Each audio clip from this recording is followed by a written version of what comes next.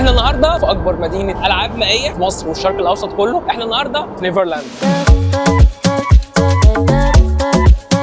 المتعارف عليه في اي فندق ان انت اول ما تدخل لازم تاخد الويلكم درينك بتاعك.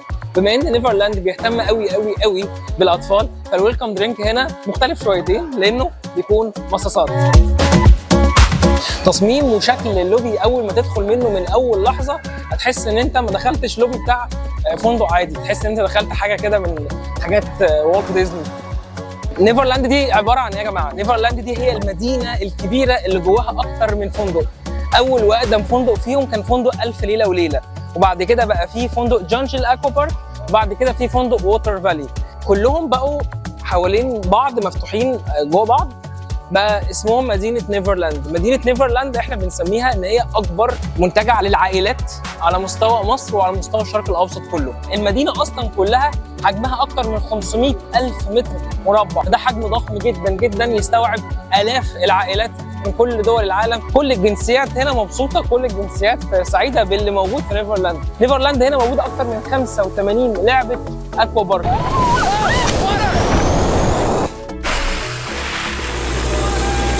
لعبه السيرفنج او التزحلق على الامواج، ومش موجوده في اي مكان تاني على مستوى مصر كلها، بس موجوده هنا لاول مره في نيفرلاند، ولو جيتوا لازم تجربوها.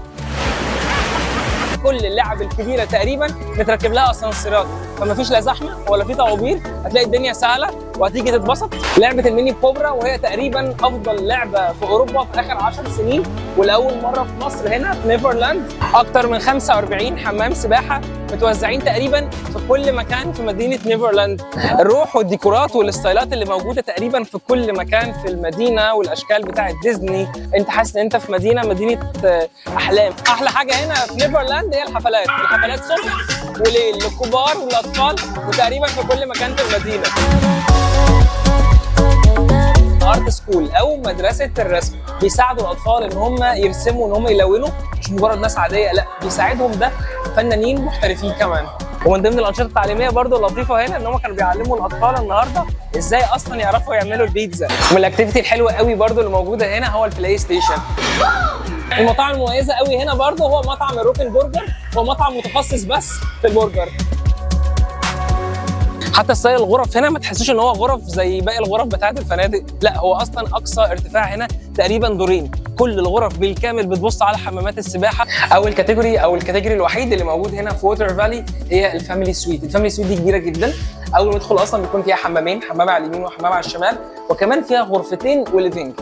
غرفه بتكون كده، بتكون يعتبر سريرين توين بيد زي ما انتم شايفين، وليها اوريدي البلكونه والفيو بتاعها على البول على طول.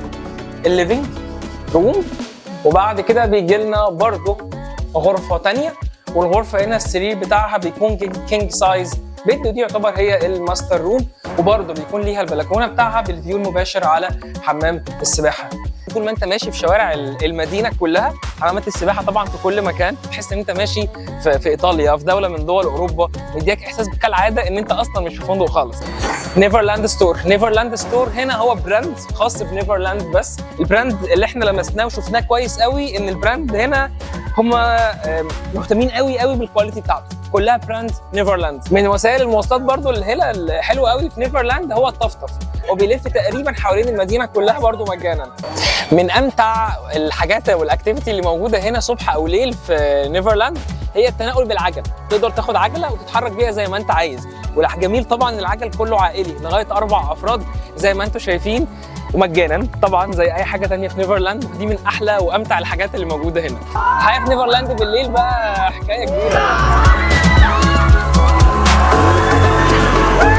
فكرة ان في ملاهي اصلا في فندق في مصر، وكل الملاهي بالالعاب اللي فيها كلها للكبار والاطفال مجانيه، دي فكره عبقريه ومش موجوده وما اتعملتش اصلا قبل كده. فانتوا لو عيله وعايزين تقضوا اجازه كلها حيويه وكلها حركه وكلها نشاط، فنيفرلاند فندق قادر يسعد اطفالك ويخليهم يقضوا اجازه خياليه.